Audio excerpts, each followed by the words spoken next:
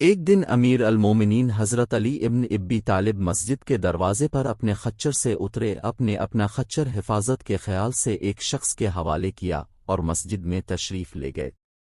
آپ کے جانے کے بعد اس شخص کے دل میں خیانت آ گئی اور اس نے آپ کے خچر کی لگام نکالی اور فرار ہو گیا۔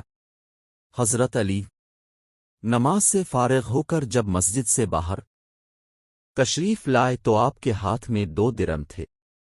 اپنے خچر کی نگہبانی کرنے والے شخص کو بطور معاوضہ دینا چاہتے تھے، لیکن اپنے دیکھا کہ خچر بغیر لگام کے خالی کھڑا ہے۔ بہرحال اب بغیر لگام کے خچر پر سوار ہو کر گھر پہنچے اور اپنے غلام کو 2 درہم دیے کہ وہ بازار سے دوسری لگام خرید لا ہے۔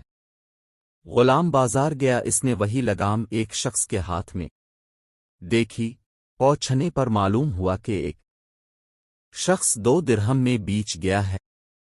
واپس آ کر غلام نے یہ بات حضرت علی کے گوش گزار کی تو اپنے فرمایا، بندہ بعض اوقات خود صبر نہ کرنے اور جبلت سے کام لینے کی وجہ سے رزق حلال کو اپنے اوپر حرام کر لیتا ہے، حالانکہ جو کچھ رب العزت نے اس کی قسمت میں لکھا ہوا تھا اس سے زیادہ اسے نہیں ملا۔